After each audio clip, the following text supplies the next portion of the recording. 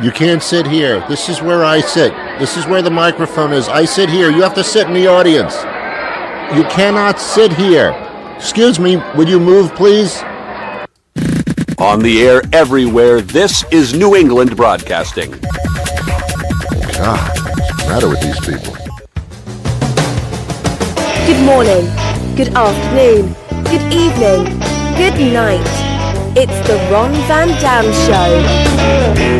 Hold on tight, things can get a bit weird, if you like that sort of thing.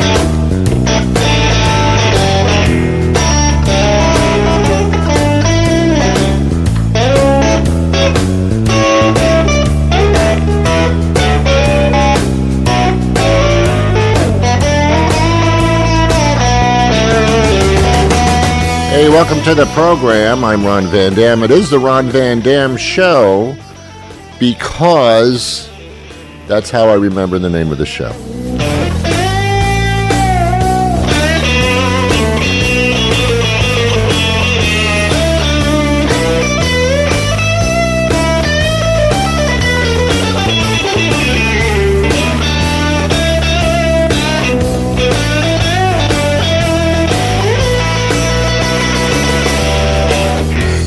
As required by the FCC, I need to point out the emergency exits in case of an emergency. It probably won't happen, but I must point them out anyway. There's one over there, there's one over there, and there's one over there.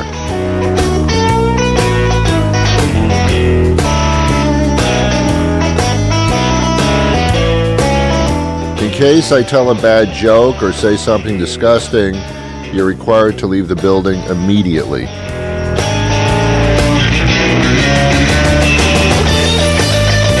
This show is not for young children. They have their own shows. So if you have any young children or infants, or perhaps you've got a fetus in the oven, out of the room, please, right now. I am not responsible for any of this.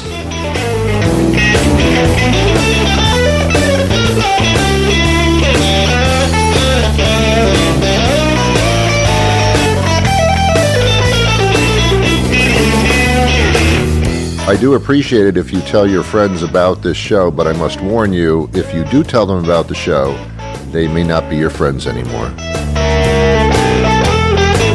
Which I think is a positive thing. I mean, I use that as a utility.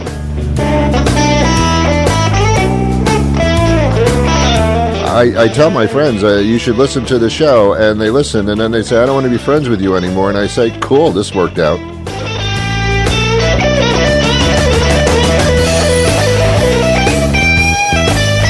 Not that I dislike people. Well, I guess it is.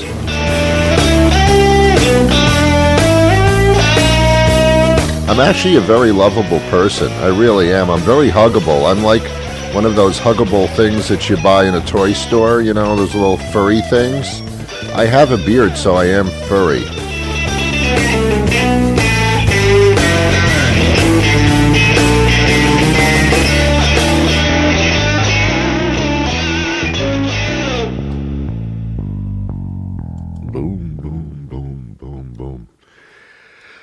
Oh, got quiet.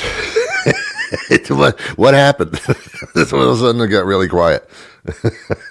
Let me tell you about the biggest scam in the world that you're a part of.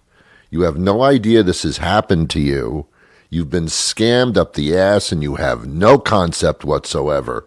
Let me enlighten you. It's what I do. I assume that the television in your house is a widescreen TV. It's just a guess because they don't make the other type anymore. You have a widescreen TV. More than half of you have what's called a 4K television set. That means that the definition on the screen, the pixels, are twice as much as high definition. You can see my blemishes if my face were on TV.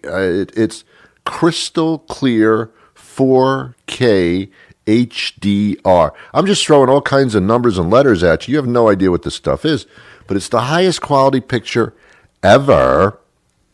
Now here's the scam. They tell you to buy this TV, you'll get the best clarity.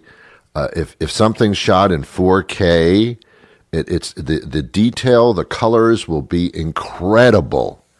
And you say, oh, yeah, all right. The prices come down drastically. They're all affordable. I know you probably have one. Here's the scam that you didn't know about. Nothing is broadcast in this mode. You have purchased a TV for which you can't watch what you thought you purchased it for. Now, Netflix and Amazon have started to introduce some 4K programming, which is specifically very, very sharp and very beautiful. Here's the trick there. If you have that through Comcast, Comcast is not 4K.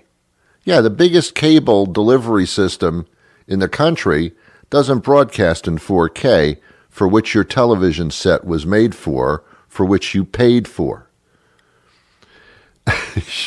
When you're watching shows on TV, they're not in 4K. But wait a minute, I bought a TV and they said watch shows in 4K and there's no shows in 4K. That's correct. You've been scammed, my friend. That's like going to a movie theater and paying for a movie that's in 3D.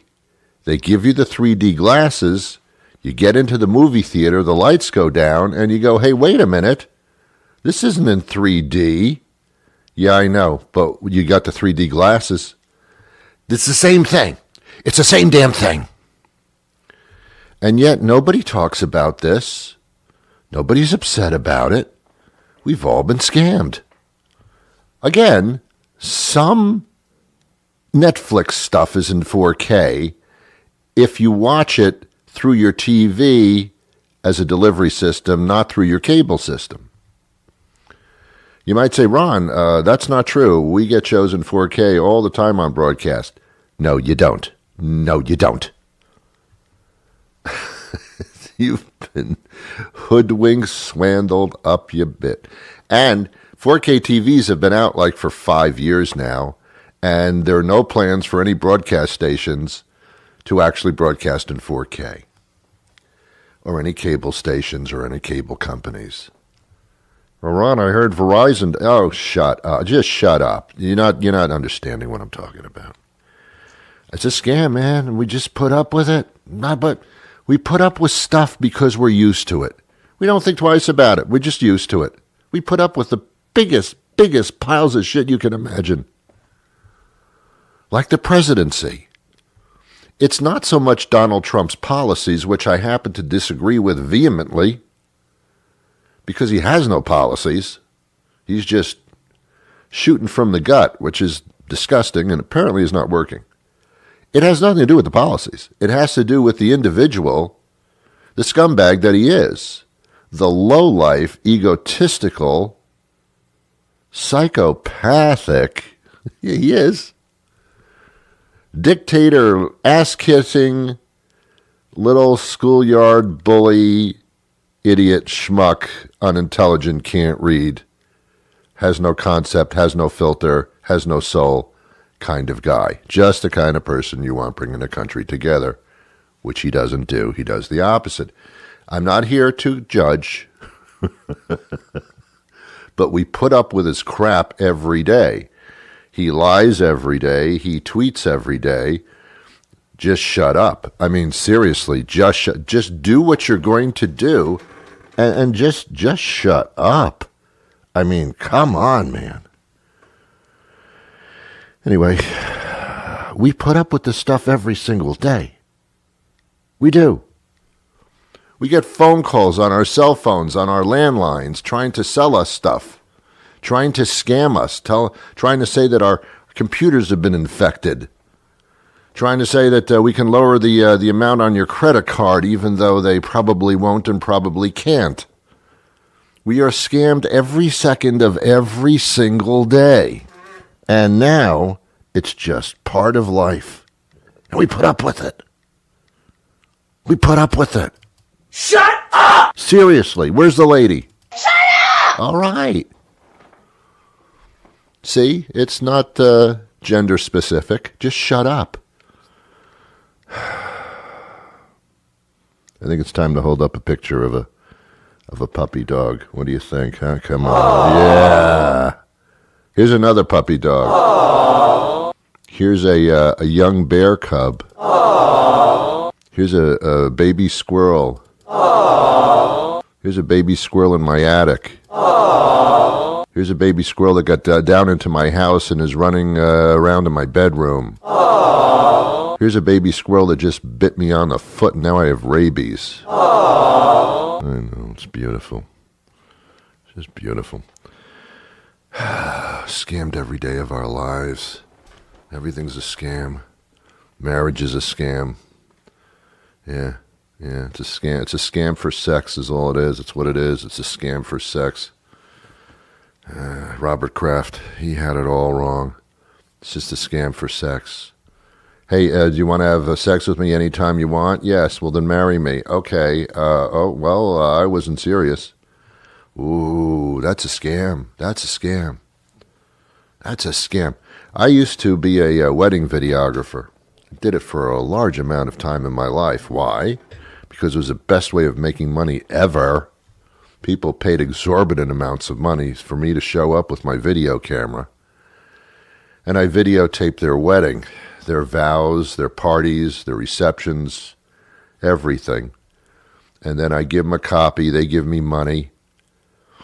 And what I did was I was being paid to go to a party and just stand there and videotape them. I mean, seriously, this is a business? It was, and very successful and very lucrative. But as I did every single wedding, for the most part, I would see the bride and groom on the altar there getting married by a priest who apparently was just married to God, had no relationship past that. And I don't think the relationship with God was for sex, so excuse me for saying that, but I think there was a disconnect. Anyway, the bride and the groom are standing on the altar, and the priest is doing his thing, and I'm doing my thing, videotaping the whole thing, and then the priest says right in front of the bride's standing right there, he can practically breathe on her, and he says, excuse me, lady, you were created from this guy's ribs. You know, the woman is subservient to man, and nobody smacks anybody. Nobody, if I were the bride, I'd turn around and say, excuse me? Say what? What did you just say? Nobody talks to me like that, priest. No, but nobody stops these guys. Nobody stops them. Nobody disagrees with them. That's because it's in the Bible or it's in the writings, and you don't argue with that. You're on the altar, and if you argue with it, you're not going to get married, and I think that was a good out, and you missed your opportunity to get out. Sometimes I feel sorry for the bridal couple. They're standing up there. They know that it's not going to work out. They're just doing it for the gifts and the bridal registry thing. It was so funny to me. The whole thing was so funny to me, and there I was with a camera in my face, observing all these people making these tremendous errors in their life. Now, don't get me wrong. A lot of people stay married and successfully and happily, but a lot don't. And the priest really, instead of saying we unite this couple in marriage, they love each other, their souls match, they're going to live forever, and after they die, they'll be together in the kingdom of heaven. I don't know if there's an escalator there. I don't know how you get there or anything like that. But that's what the priest says, and the priest really should be saying, okay, we're join this man and this woman. Good luck, because these things don't work out. You got to work hard at this. Marriage is not easy. As a matter of fact, it's the hardest job you'll ever have. It's like having a second job and not getting paid for it. The sex, I understand, is awful. They don't know. They just hear it. The sex is really awful at a point. You both start getting fat and lazy and irritable, and you take it out on each other. And marriage is basically just trying to make it through the day, before you go to bed. And they say, don't go to bed angry. Well, that's because that would be the natural thing. Why would you have to warn somebody not to go to bed angry when that's not a possibility? Of course it's a possibility. It happens every day. So my views on marriage are a bit off, perhaps. No, there are many people who are very, very happily married until they talk to somebody that isn't. Isn't that how that works, right? Oh, yes, I love everything. I'm very, very happily married. I can't imagine being married to anybody else. My life is wonderful. Oh, really? Well, I'm not married. Let me tell you about my life. Oh, that sounds so good. You mean you can meet different people of the opposite sex every day? Yes, if I care to. Wow, what kind of freedom is that? Yeah, I don't have to answer to anybody either. I do what I want. I can leave my underpants on the floor. You can leave your underpants on the floor? Yes, I can. And that's just the men.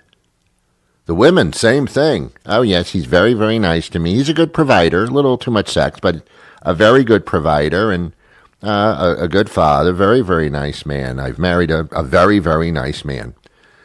Oh, really? I'm not married, and I can just pick and choose, and I can leave my panties on the floor anytime. You can leave your panties on the floor?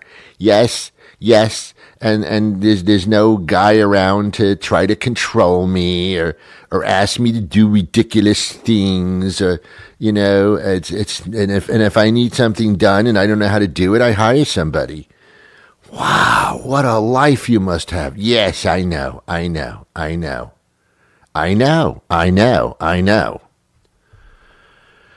The grass is always greener on the other side of the septic tank, and I think you know that. But we're all really in the same boat. We're all taking a harbor cruise.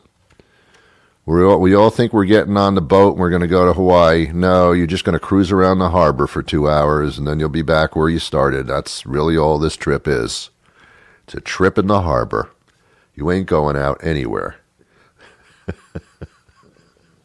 You were going to spend the rest of your life. The funniest thing at a wedding, at the reception, they try to be cute, they try to be funny.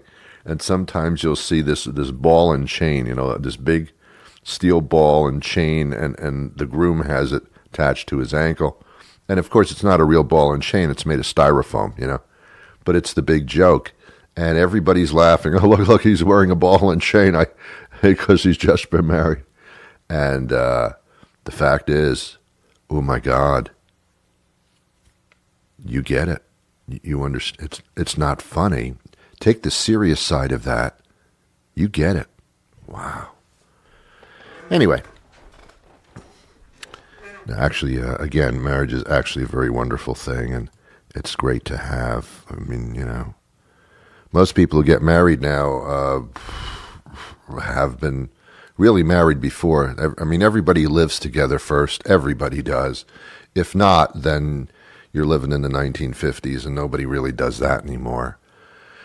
So you've lived with the person, you've had sex with them, you've lived with them, you've been husband and wife without the papers is really what's going on. So by the time you get married and you're standing on the altar, it's just a formality that you have to go through to have the party about you and to get your gifts. That's all it is, really. It's just a solidification party. You've already been married. You know it. You're already sharing everything, and you've already had your gigantic arguments and all that, and it doesn't get any better. It doesn't get any worse. It just is what it is, and it's not a big deal. Nobody's going to hurt you. Everything's going to be fine. It is pool season. I don't know if you know what that means. It's pool season is what it means. It's time to jump into the pool, or should I say jump into somebody else's toilet. Yep, young kids pee in it, adults spit in it. It's a pool. It's a pool. Whether it be a pool in your backyard or pool in a hotel or whatever, it's a bath of germs is what it is. It's kind of, when you think about it, it's a bath of germs. Remember when I was a kid, my parents took me to this family friend there who lived down the street, and he had a big in-ground pool, and we'd all go over on a Sunday every once in a while. And there'd be a big sign next to the pool. The guy thought he was real funny, and it said, we don't swim in your toilet. Please don't pee in our pool. And I took it as a threat. And not only did I pee in his pool, I swam in his toilet. Well, after a while, we weren't invited over anymore, and I couldn't figure out why. So, it is the season to open up the pools, and, I always thought the chlorine took care of all that stuff. Apparently it doesn't necessarily. We're all a bunch of filthy people, and even though you may be very clean, the big fat slob that's in the pool next to you probably is not that clean, and probably got off a job of cleaning out sewers somewhere. I don't know. All right, let's speak to our guest. You are listening to The Ron Van Dam Show, refined entertainment for a sophisticated audience who sometimes enjoy a good fart joke.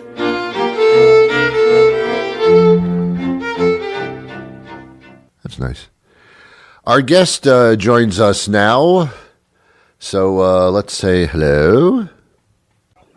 Good morning. How are you? Great. We're talking to Bob G. Vincent. He's a Water Quality and Health Council member and was environmental administrator with the Florida Department of Health for 16 years. He knows everything about Florida's public pools and therefore pools across the country. It is time to start embarking upon the pools again. I know in various parts of the country that's year-round, but here in the Northeast, that's a start. It's a start. Let's talk about that. I know that a survey was done about the health quality of pools recently. What did that survey? Yes, that's right. Yeah. What did that survey reveal? Well, it was quite interesting. One of the takeaways is that this annual survey found that half of Americans have used a swimming pool as a communal bathtub. That includes swimming as a substitute for showering or using the pool to rinse off after exercising or even yard work. Yeah, that makes sense. Usually when you're all sweaty and hot, you jump in the pool. Right, and that's not a good thing. Best way for kids and adults to enjoy the summertime swimming is by adopting healthy habits that help protect us all from the dangers of waterborne illnesses. Yeah. Every swimmer has an impact on pool chemistry, so you want to shower before you go in the pool, and don't pee in the pool. That was a surprising number as well. 40% of the people, the adults surveyed, admit to peeing in the pool. Adults? I would think about 40 to 90% of children, but adults as well, huh?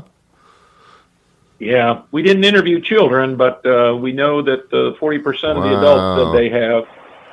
I hope those adults don't swim underwater. My God. All right, here's what's confusing me and what most people would say is, isn't there a lot of chlorine and a lot of bacteria killers in swimming pools anyway? Well, there are. But that pool chemistry is altered by sweat and dirt and personal care products, and that lessens the amount of the chlorine available to kill germs. So that's why showering before you go in the pool is important. Now, was this survey for private pools and backyards, hotel pools, or all pools? Well, they interviewed over 3,000 adults, and that would be for all pools. Wow. Of course, the people that you're concerned about swimming are the ones at the public pools. Yes. What you do at home is your castle, Right. Well, you can somewhat control what happens in your own space, but not what happens in a public space. And, of course, a lot of us travel to hotels and there's swimming pools, and especially in the summertime, we bring the swimming trunks. But I guess how do you regulate? How do you know who's jumping in that pool?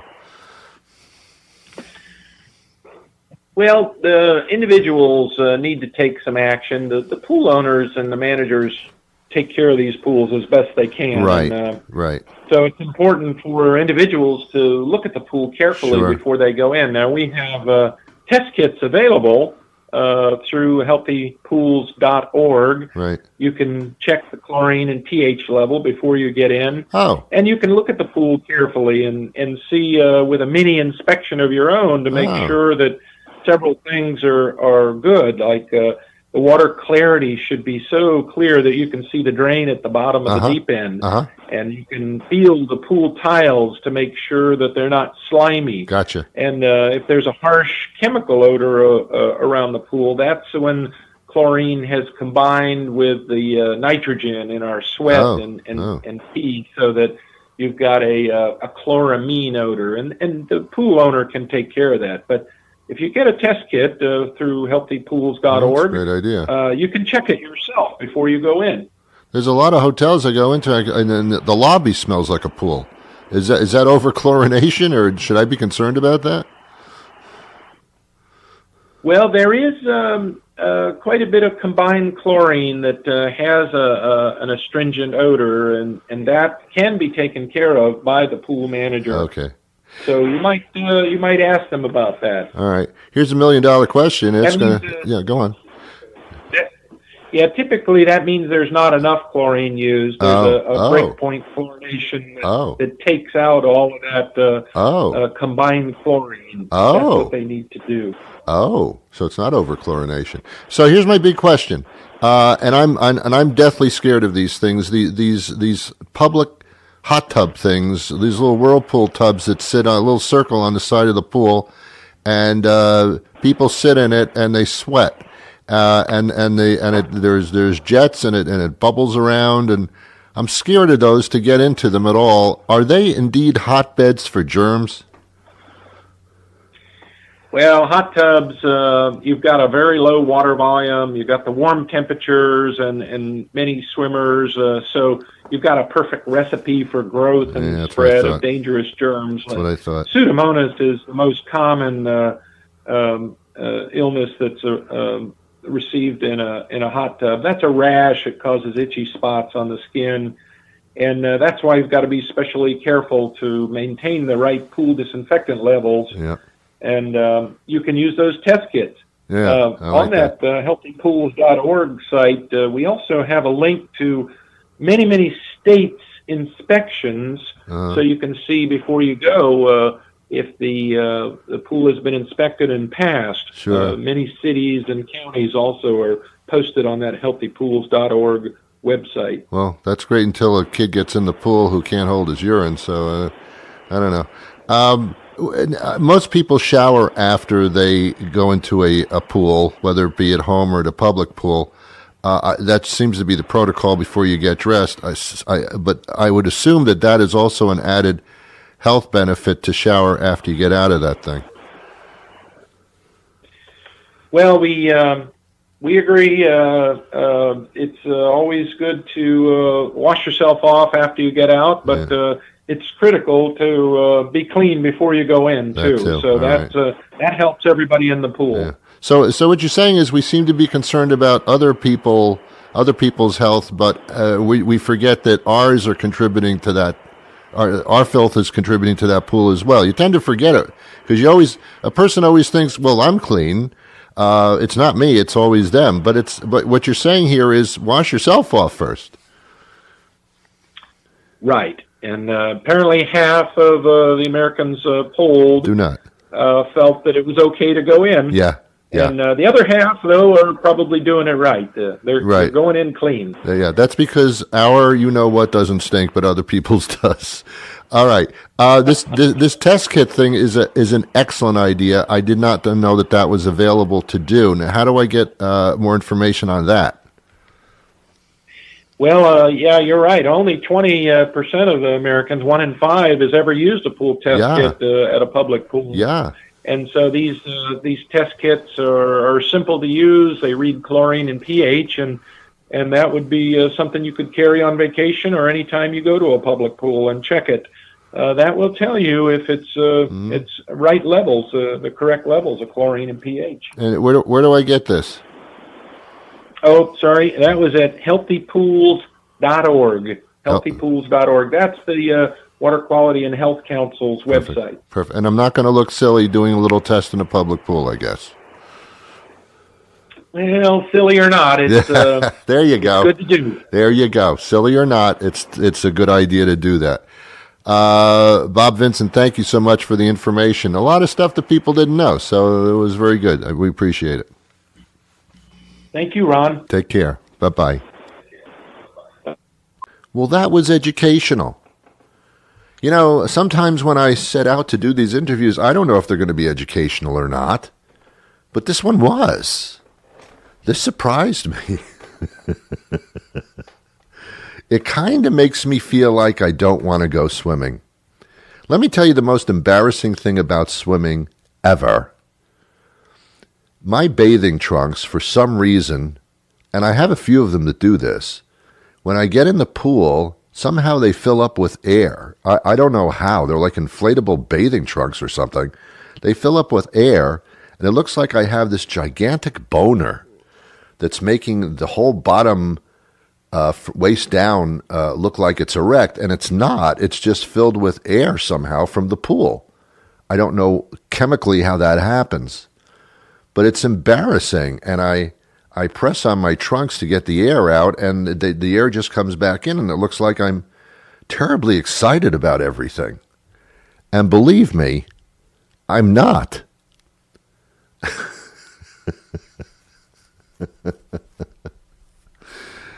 I don't know.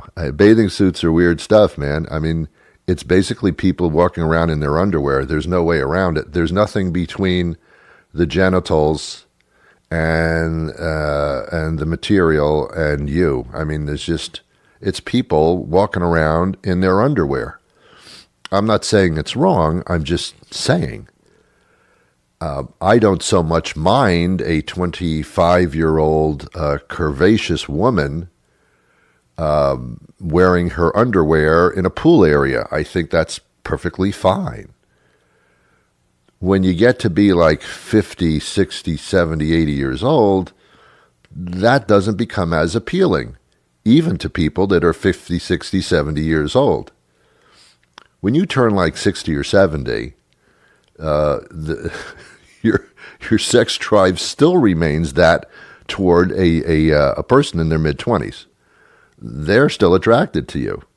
Or, no, they're attracted to you. You're attracted to them. But people your own age, not so much. Not so much.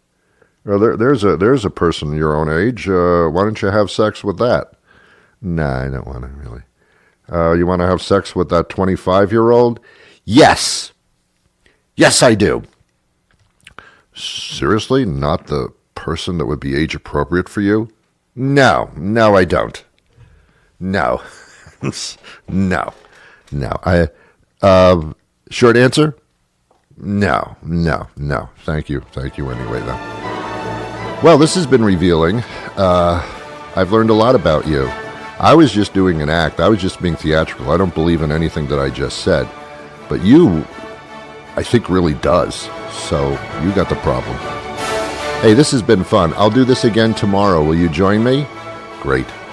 We do this every single weekday. Until then, I wish you peace.